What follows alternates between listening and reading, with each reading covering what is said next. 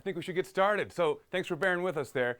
YouTube was being a little weird, but I think we're on track now, and I think the tech is all good. We've got our overhead camera back on today as well. So how's it going, everyone? Glad to see you all in the chat. I was happy to see some what were new names last time who are now getting to be familiar names, like Dr. Groovy. How could I forget Dr. Groovy? I see Charlotte Ward. Hey, Char, how's it going? Tim Johnson. Annette Cannon. Yeah. All right. Thank you. Sarah Pickles, what's up? Sarah, I got to ask, do you like pickles or do you hate pickles? Or do you hate that question? All right. Tina Miller. It's Miller time. Is Chad Miller in the room? And are you guys related? All right. Gail, what's up? Hey, Dr. Groovy. Are you a PhD of groove, or is it more of the medical side of groove? Okay, so today we are talking about expression. Specifically, we're going to get into a topic that boils down from there. But before we get into what we're doing today, I peeked at the chat, and I'm going to still jump in there too, but I want to let you guys know that we're officially voting on the March topic for our live lessons. And some of you may have already seen the poll in the YouTube community, so here's just a screenshot of the poll. And this is from maybe an hour or so ago. If you don't know, here are the topics that you can vote on in the poll. Option 1, let's compose a song together. One thing I'm loving about these live lessons is the interactivity, of course, but I want to hone in more on that. I want what we do in these lessons to involve each other more. So I'm campaigning for let's compose a song together. I think that would be super fun. We could talk through how to compose a song, what are the elements that go into it, and then we could do one together to learn as we go. Or we could learn an existing arrangement together from the app. We could essentially think of it kind of like the 30-day challenge, where it was me walking you through chunks of the arrangement. But maybe we could vote on a song that we could do together, or maybe I would pick one, but that's another option. Let's see how that goes. Third option is Theory 201. I'm bringing that one back into the mix. We had fun with Theory 101. Do we want to continue to dive deeper into a more intermediate level theory in March? Those are the options. And in fact, yes, Byron Burt, it is March already somehow. Crazy, right? Now, we still do have one more lesson after this one in February. By the way, that's this coming Sunday, 2 p.m. Eastern Time. But we are going to be voting on March's topic, and we're not going to do it in this chat like we've done in the past. I'm going to encourage everyone to go to the community tab of our YouTube channel. That's where you'll see my poll. It's going to look just like this if you aren't sure and you come across it in the tab there. So make your vote heard by participating in that poll. It's pretty neck and neck right now, but composing a song together was the front runner so far. Chad Miller, I just saw that you said, I'm watching you, Andrew. I'm not sure if you're talking about our Andrew or not, but I should say he's not here tonight. Aiden, of course, is still here. We couldn't do it without him. Andrew's going to be missed, and it's going to be harder without him. I'm going to have to make sure that I'm diligent on the chat, because Andrew has been helping me make sure that comments and questions don't get missed. So bear with us today. We are short one Andrew today. But maybe he's watching from wherever he is. Maybe he just didn't want to come into work, right? Dr. Groovy says, definitely not the medical side. All right. Hey, that's cool, man. You're a PhD of the groove. That's awesome. Okay, so would composing include lyrics? Great question, Dr. Groovy. We would have to see how that goes. Now, the lesson components of our composition month would not focus on lyrics because we want to keep it to the piano, since that's really what is anchoring us here. But having said that, I'm sure we'll have some fun when we're making up the melody. Of course, we're going to add lyrics to it on our own, right? We'll see about that. I doubt we'll talk about lyric writing and techniques that go into that. But yeah, I mean, one of the funnest parts about writing your own music is you can make up the words to it, right? I think it'll be fun.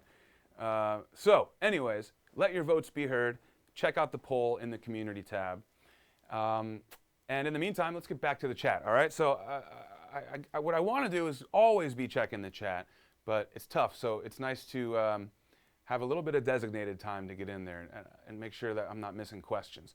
I saw a couple questions from earlier on in the chat from Wee Chen and Maria. These are both Playground team members, by the way. Say hey to Wee and Maria if they're still chatting. They had some good questions to prompt us for our lesson on phrasing, which we'll get into in just a minute. But do you have any expression-related questions? We've already talked about dynamics. We've already talked about playing with a rubato push and pull feel of the tempo, of the timing, I should say. And how's it going so far with you guys? Are you practicing the stuff that you were already working on, maybe from the app or from somewhere else? Are you now practicing that stuff a little extra to try to express yourself through that? Maybe if some of you are still working on the 30-day challenge, which I believe I saw Lily May and a few others saying that they're almost done, have you tried to step aside from the actual practice in the app and just play what you've learned from the entertainer with some dynamics or with some rubato? Let me know in the chat what kind of encounters you've had with expression so far over the last couple weeks. And if I don't see any expression-related questions, that's okay. We can just jump forward, and I'll check back in the chat in just a bit. Yeah, Tina says we could compose a new jingle for Playground. That'd be fun. I think it would be fun if we did a thing where we wrote a song together and then made it available to everybody in the Playground app to learn interactively. That could actually be a super fun thing to do. It would be free, obviously, for everyone, but maybe everyone that participates in the month, I was going to say everyone can get a writer's credit, but that might be a whole nightmare of. But I'll tell you what, it would be fun nonetheless, and I love everyone's enthusiasm already. Thinking of what we could do with our song. We're already calling it our song, so I'm clearly campaigning for that one. But we're going to let the democratic process play out here. Whatever has the most votes, that's what we'll run with. Okay. So let's go ahead and jump into our main topic for the day. As I mentioned, we're talking about expression again. Today is kind of the third installment, and we're going to focus on something called phrasing. Okay. This is a term that describes. Again, there's a lot of crossover with this stuff we've been talking about with expression, but phrasing is kind of the way in which you would organize the contents of the notation, the notes, the harmony, the rhythms, everything you see on the page. How do you organize that into, let's compare it to language. If you have a bunch of words, how do you organize them into sentences that have some emotion, that have some cadence to it? If I were to talk like this the whole lesson today, that would be very difficult for me to do and for you to listen to because it is, man, I can't even go on from that. If you don't add inflection and pauses, and you don't raise your tone and lower your tone, then what you're saying can get lost. But if you do those things, as I'm trying to exaggerate right now, it can bring what you're saying to life. And so, since we all speak a language that we've spoken since we were babies, it's nice to tie musical phrasing to this thing that we already know so well of language. So this is the musical version of doing what I just did. We can talk a little bit about that robotic voice, and we have already this month. We talked about if we play with too even timing all the time, it sounds like a robot could be playing it. And we've talked about if you only play with the same dynamic the whole time, let's say you're just mezzo forte across the board, then the notes have no dynamic contrast. It can sound very machine-like as well. Well, the same thing can be said for when we approach phrasing. You can think about things like articulation, which I know we haven't talked much about yet. I'll give you a brief thing here. When we talk about legato versus staccato, that's articulation, and it's generally how you approach playing the note, how you strike it, how long you hold it, things like that.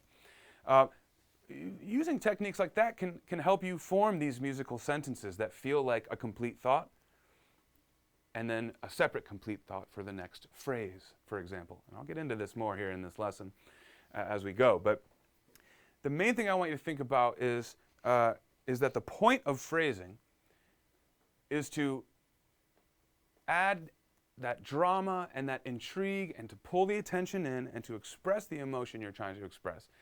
And phrasing can actually be a combination of some of the stuff we've already talked about this month.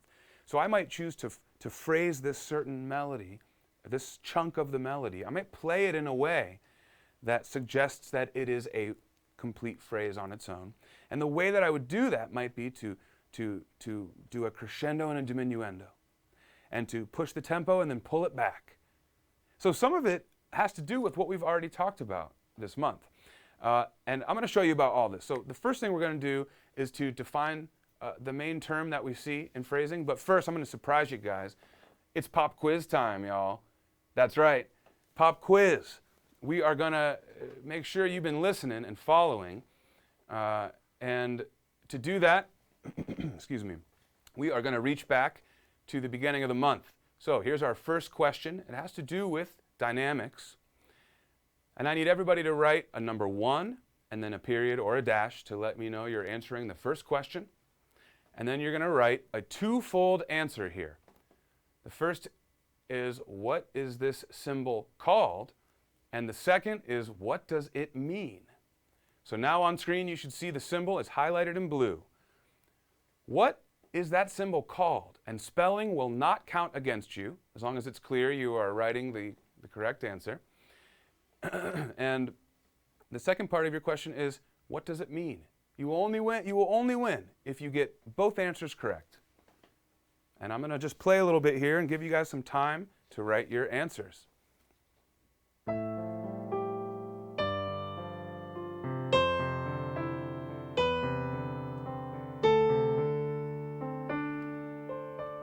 I'm looking for the first right answer, by the way, you guys. I think I'm going to do that for the whole day today. First right answer, because this is kind of review stuff. You got to see how fast you know it.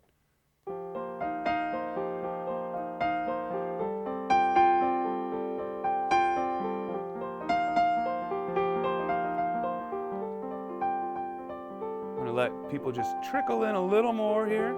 I'm seeing them start to come through now. Give you guys another 10 seconds or so. Make sure you get your answers in.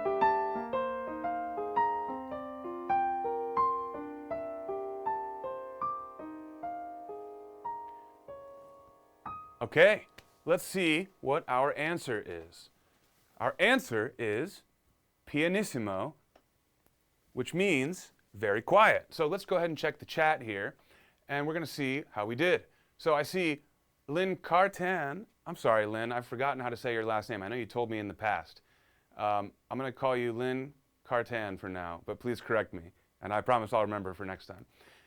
You were the first answer submitted. You put 1 dash pianissimo, very softly. Couldn't have said it better myself. Well, I put quiet, but you were absolutely right. I think softly might even be more accurate. So Lynn, you have definitely earned the free song credit for this one, but I want to give some honorable mentions because you guys clearly have been listening and paying attention, which makes me happy.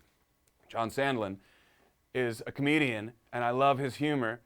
But John, I want to point out that, remember, there actually are more P's. You can have 3 P's or 4 P's. So save the very, very, very varies for those. For now, I like to just call this very quiet. But you got the right idea, and I know you were having some fun with that. Dr. Groovy, you're correct. Tina Miller, correct. Lily May, good job. And Dr. Groovy, yes, Dr. Groovy, you got it across 2 answers. There you go. Film 2860. Piano, close. It looks like it would be that if you looked at it as kind of an acronym or initials. And in practical terms, it kind of is that. It's like double piano. But the way we would say it is, and spell it and write it, is pianissimo. And you guys did a great job. John Sandlin says, is Elmer Fudd hunting wabbit? That's right. Oh man, now I forgot how I said it. Lynn Cartan. Lynn Cartan, I got you. Okay, awesome. So congratulations, you win. John, don't bog down our chat with how many varies you would put for pianissimo, okay? All right, so good job, everyone. Let's get back to phrasing, okay? How do we know, is there a notation symbol, I should say, that indicates where a phrase is?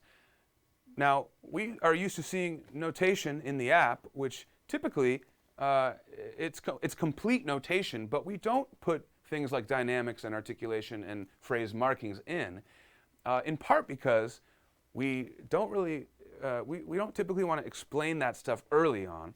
But as we get into the advanced stuff, we also don't include it there, mostly at this point, because the way that the app works is it's not registering dynamics just yet. And so as we work on the next iteration of the app, we're going to start to build that stuff in more.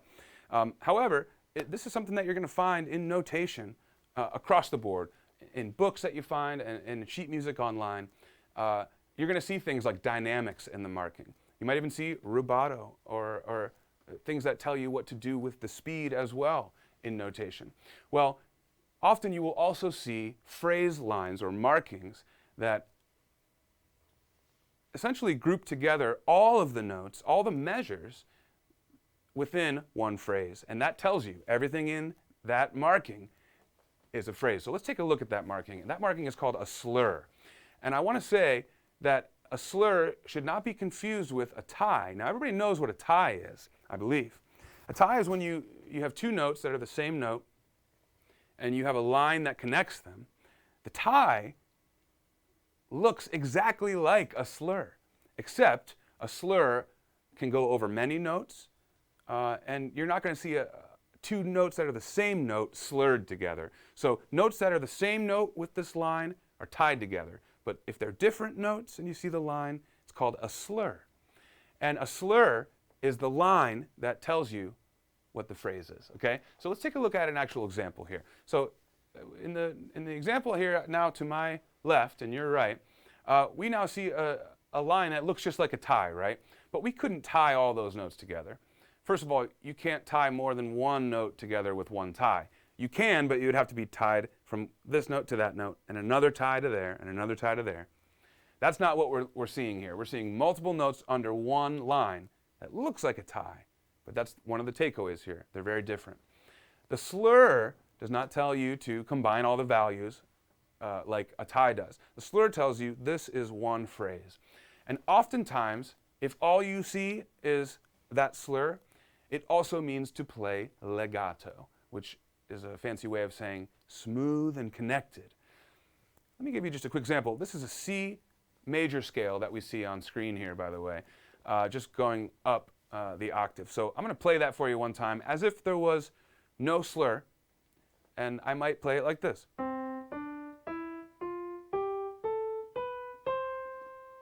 Okay, nice and easy, no wrong notes, nothing was wrong about that. But if I saw a slur over it, that might not be quite right what I just did, because it was a little disconnected between each note. So this is the first thing about a slur, is that typically it would mean play legato. Now you might see some staccato and some rests and things within a slur, within a phrase, but we're not going to talk about the outlying examples yet. We're going to talk about the most common ones. And so to play that C scale legato might sound like this.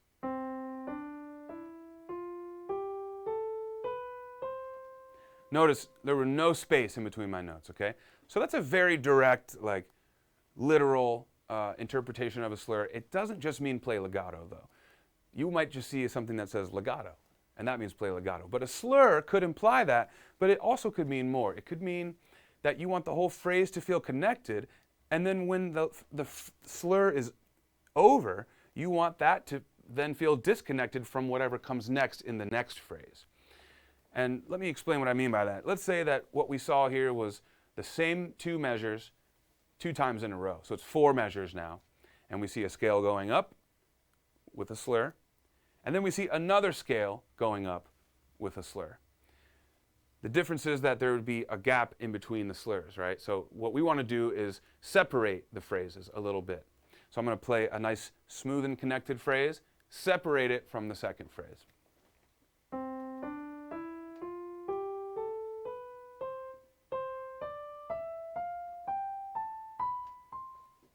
But it's also not just about putting a separation or a pause in between phrases. Within your phrase, how do you bring it to life? Now, we've talked about dynamic markings, including crescendos and decrescendos, right?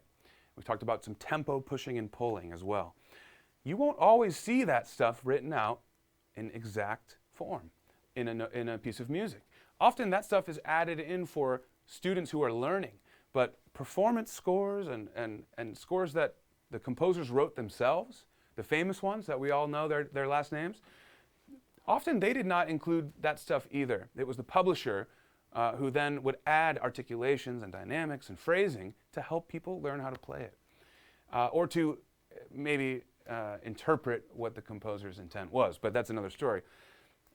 So really, my point here is that you're not always going to see the dynamic, the crescendos, but you can still use those as tools to create your phrases. That's what I'm trying to get to here. So I'm going to do this again here with my scale example, my 2 phrases. Now, tell me if you can hear what I'm doing different from just the legato and the separation. There's much more now going to be happening. Let's talk about what I do. Ready?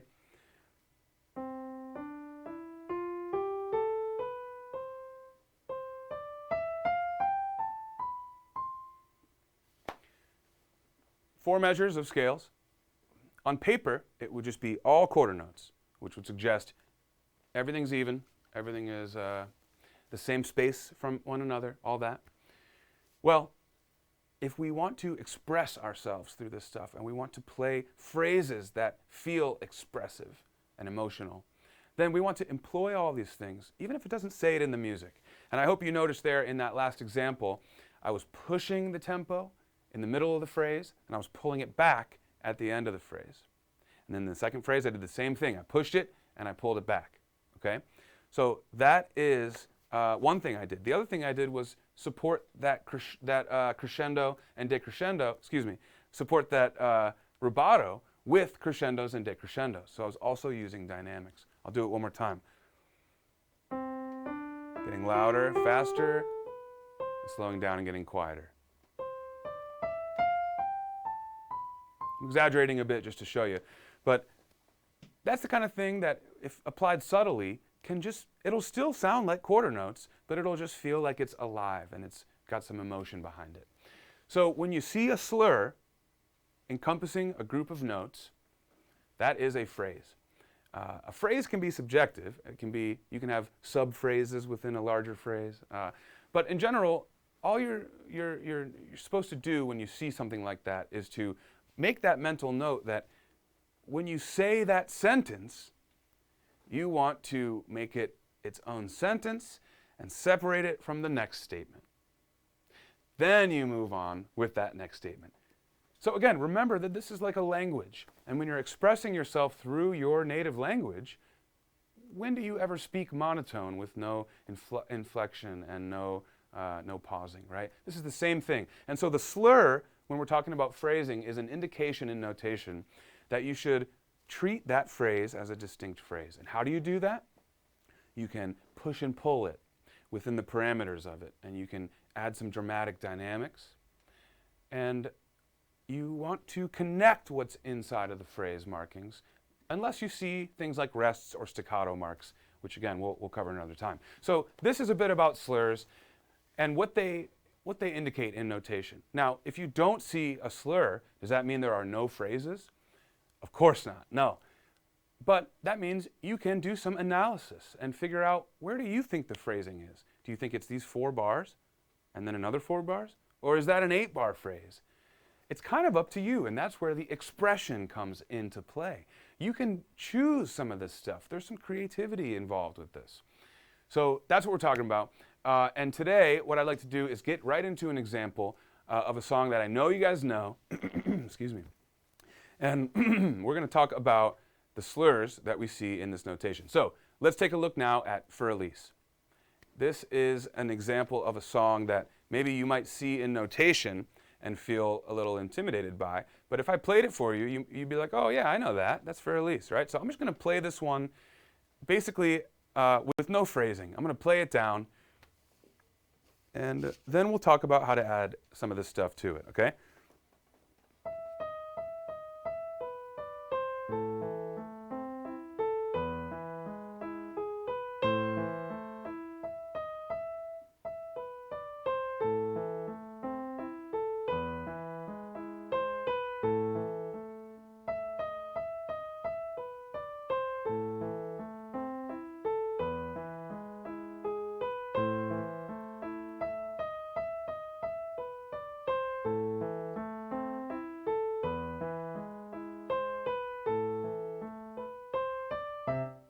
we'll stop there, okay? So what I did there was to play basically none of the markings that we see on the score. So let's now talk about the markings we do see in the score. Right up front, in the grand staff, underneath our first right-hand note, I see a dynamic marking. I see pianissimo, John. That's very, very, very, very quiet. I see some crescendos and decrescendos after that. I see some other stuff, right? I was ignoring that. I was also ignoring the slurs that we see. Now, look at how many there are. You can imagine that if we start writing phrase marks across everything, it can actually get pretty busy and distracting. We don't want that either.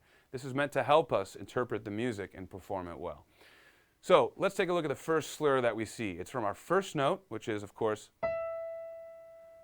and it connects all the way through to this note right here, A. So that's kind of obvious, right? We might use our common sense and say that is the first phrase. So if I were to play that like this, excuse me, let me try that again. If I were to play it like this, that kind of felt like two mini phrases, right? Because I put some separation in between. Now, according to this notation, that would be wrong because they've indicated that this is one phrase. So make sure that we play this smoothly and connected. And then what we see next is the left hand takes over with a little bit of a three-note phrase. And that's it. Now, some might argue, and in fact, I've seen some notation where this left hand three notes and the following right hand three notes are all under one slur. And if you saw that, you might play it like this. All one smooth line. It's all connected, right, by one slur. But here what we see is a different interpretation. We see a slur for the left and a slur for the right. Now, you might interpret that similarly to how I played it, or you might play it more like this.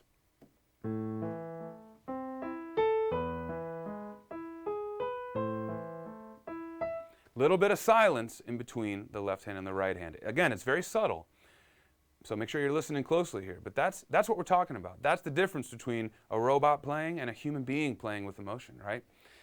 Okay, so we've got the left, then goes to the right, and then we go here. Again, same thing. Left three notes, and then right three notes. And then here, we have our longer phrase.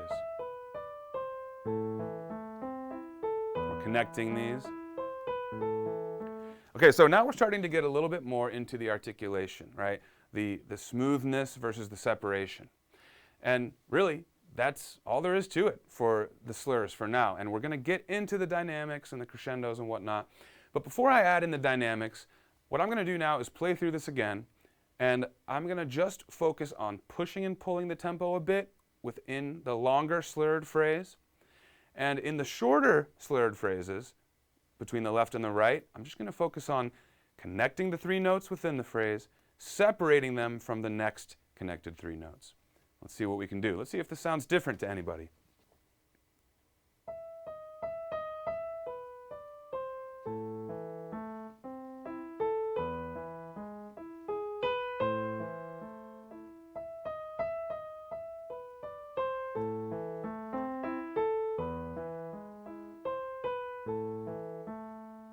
All right, well, it's hard to not do it with dynamics too, I'll admit. But the point of that was to show just how much a little bit of a push and pull can do. And if you were following along with the notation as I did that, I hope you noticed that I was typically pushing into the middle of the slur and pulling back on the tempo as we're rounding out the slur. One more time, I'll just play the long main phrase. Listen to see if you can hear what I'm doing there.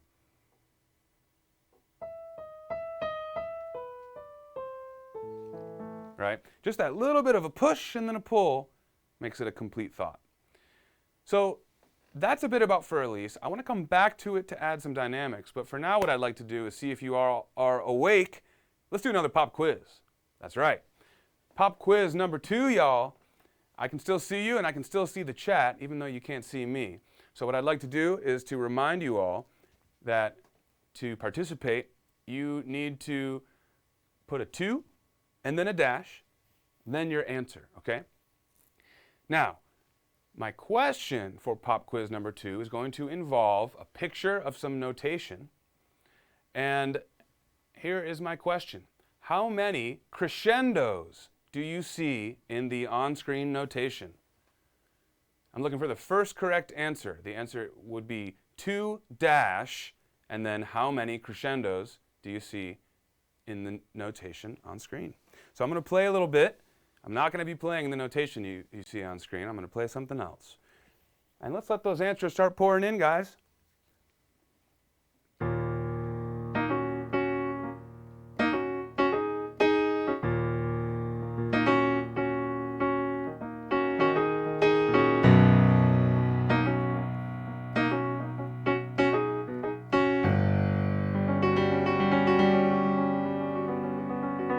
All right, I'm seeing some answers coming through.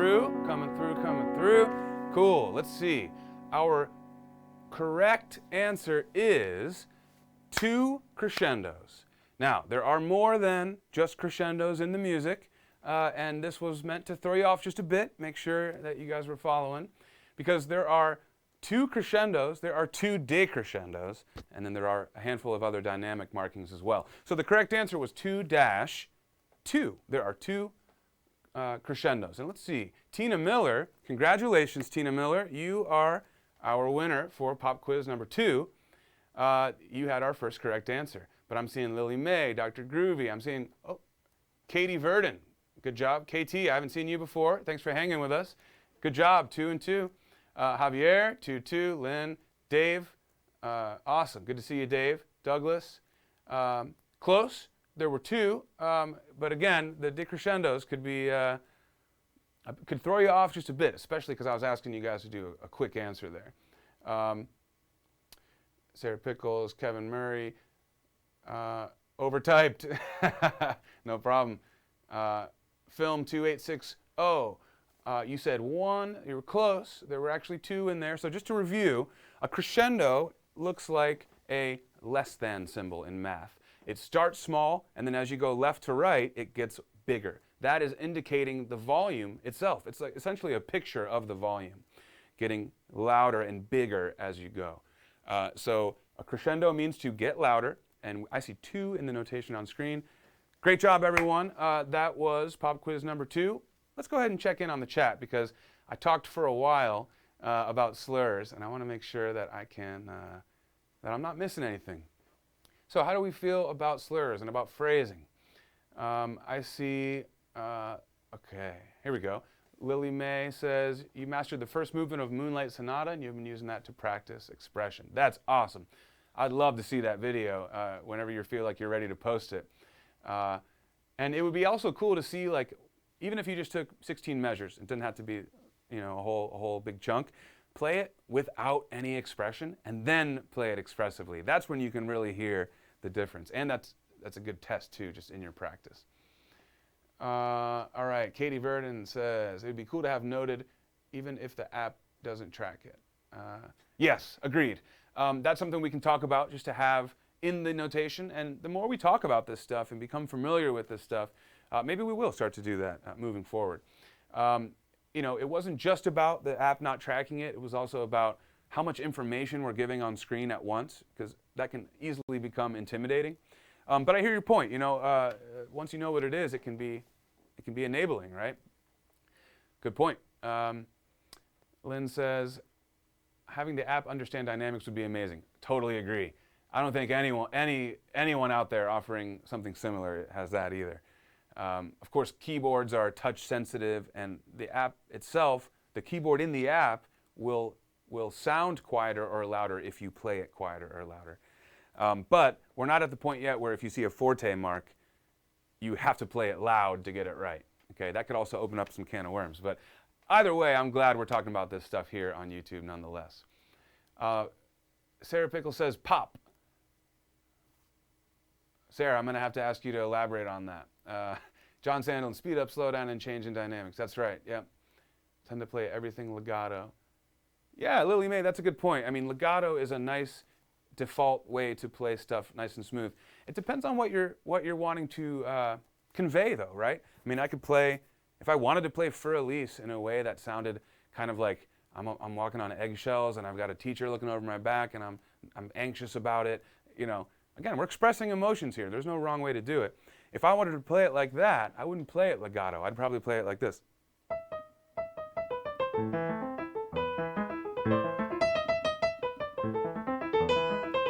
It feels agitated, right? Doesn't feel relaxed. Doesn't feel smooth or calm. Whereas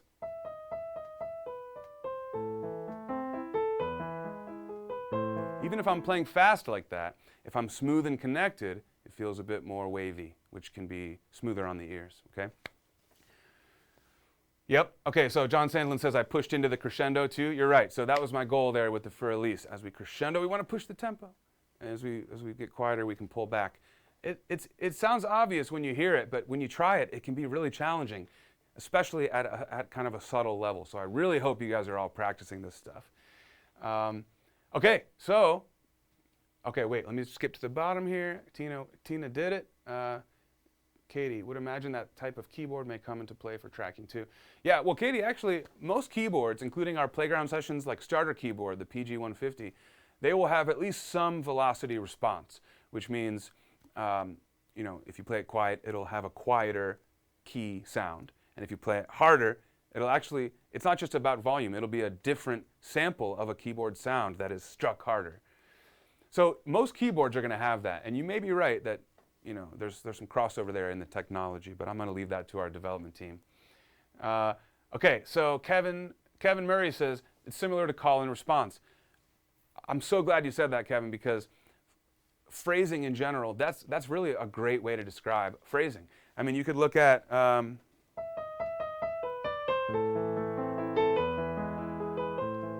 as all one phrase. That could be the call. And then the response might be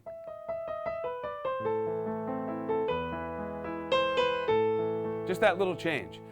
If we played all the notes back to back, boom, boom, boom, boom, boom, boom, boom, boom, boom, boom, boom, monotone, it might be harder to decipher those two larger phrases or that call and response. But if we think about that going in and we push and pull accordingly, we really can make it sound like two separate phrases, which does have that call and response effect.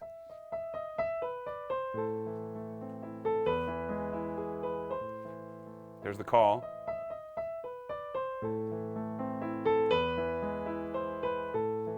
And there's the response. Something to think about. And in fact, I also want you guys to be thinking about this when you are listening to music. You're going to see a lot more of this kind of thing in classical music and jazz music because often the groove is more flexible in that music. In pop music, you tend to have a metronome click, drum beat, and so it's harder to hear that stuff. But you'll definitely still hear crescendos, decrescendos. You'll hear really quiet dynamics and loud dynamics. And I want you to be thinking about all this stuff. But in all music that you might hear on radio or Spotify or whatever, is regardless of the genre, you're going to hear phrases. And I want you guys to hear what you think that means. Do you hear it as 4 little phrases? Do you hear it as 2? Is it 1 large one? And why?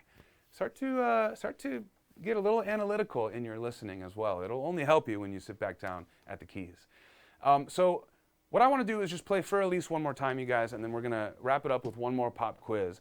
But let's get back to Für Elise here and actually look at the dynamic and other markings that we see. All right, let's take a peek now. So I mentioned that up front we have pianissimo.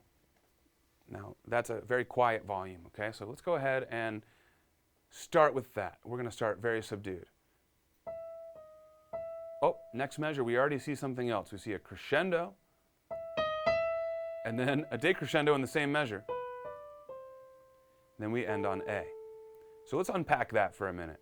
We've already talked about this being one phrase because of the slur.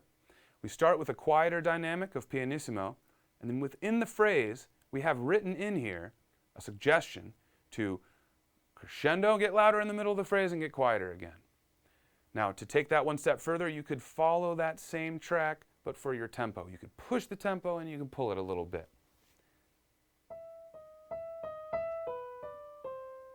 See that? I didn't get forte in the middle. I just went up a little bit and back down. Now, as soon as I play this A, the left hand starts with that A and it has its own phrase. There's no other dynamic marking here, so I'm going to assume that I'm back to pianissimo.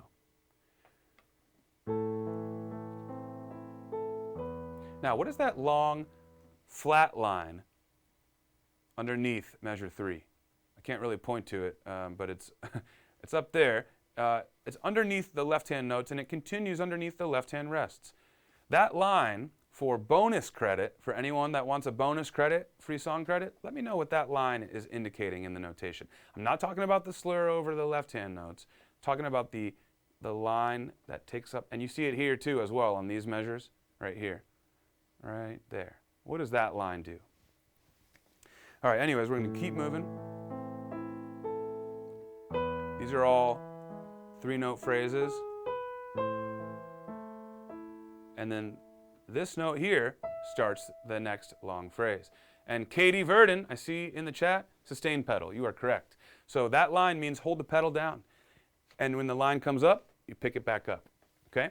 Good job. So Katie, there's a song credit for you. So let me now play the first 4 measures here with the dynamics, the crescendo, the decrescendo, the slurs, and the pedal markings.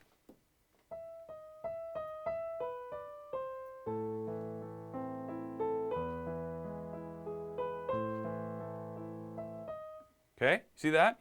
Notice I did not add crescendos, decrescendos, other dynamics in the measures 3, 4, and 5. I only did it where it was notated in measures 1 and 2. But that doesn't mean I can't do it. Let's see what happens if I do a bit more of that crescendo, decrescendo within each phrase.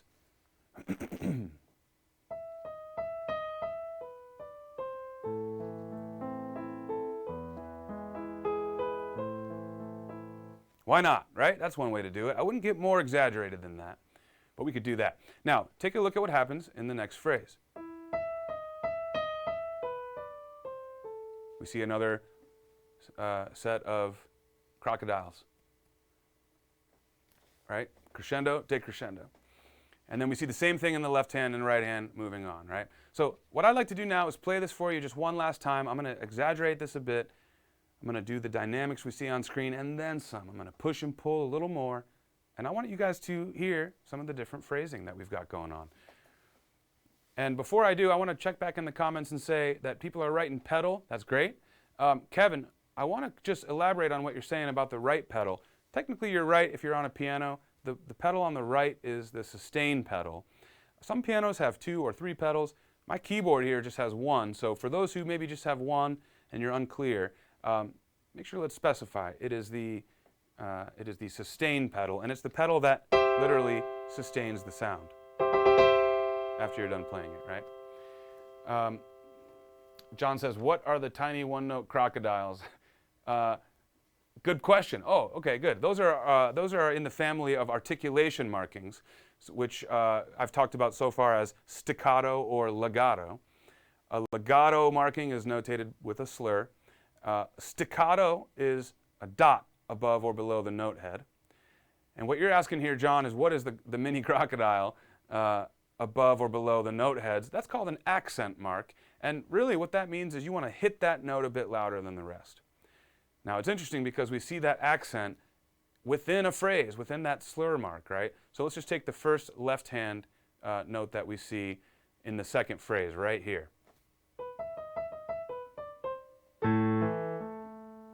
They're kind of asking us to do a little emphasis on that A. And then if there's not one on this next E, then we're going to just play that one normal and chill it out.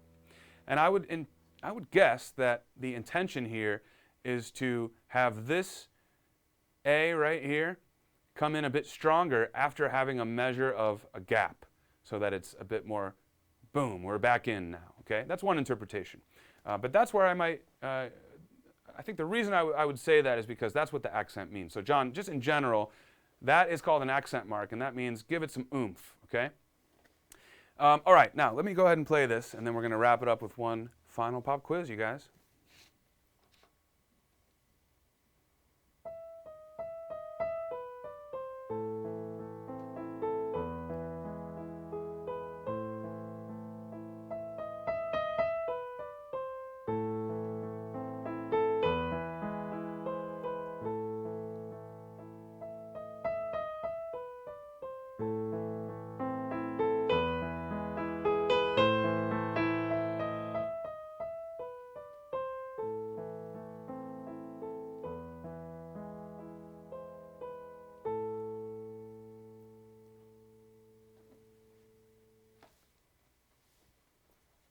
All right, so you guys, I hope you noticed I did a little bit something different on the second half of that than I did in the first half. So the first half, I took the slurs a little bit more literally. I was trying to phrase the mini phrases. But in the second time through the whole thing, what I did was I elongated the phrase. And briefly here, I'll just show you. I went, instead of going, here's a phrase, and here's a phrase, instead I thought this. Here's one long phrase.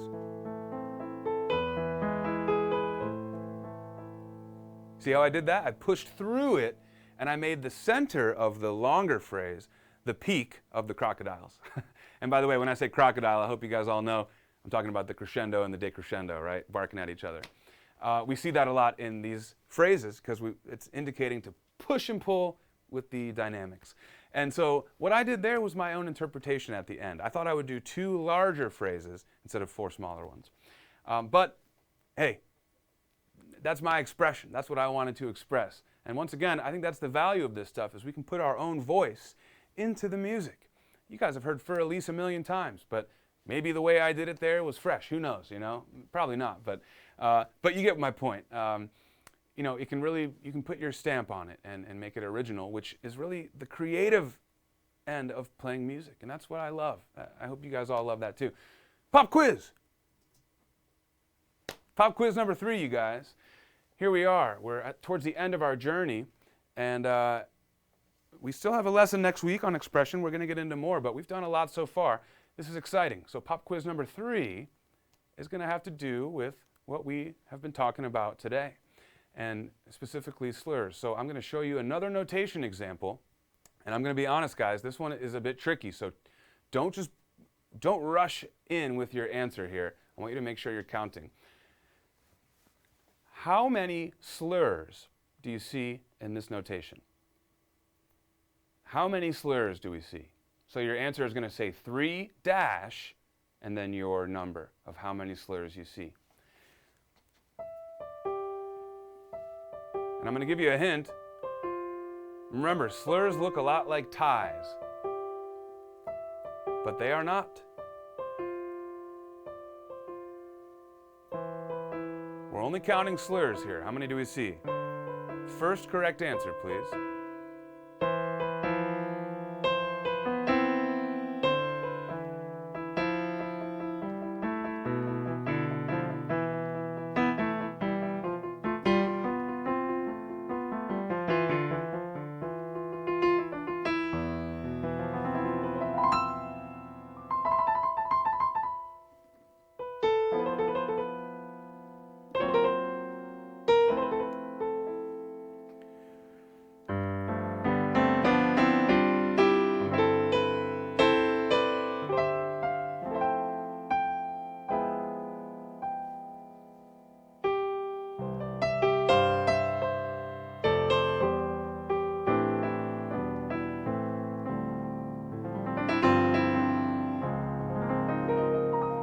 All right, guys, let's give it about 5 more seconds. You guys get your answers in when you can.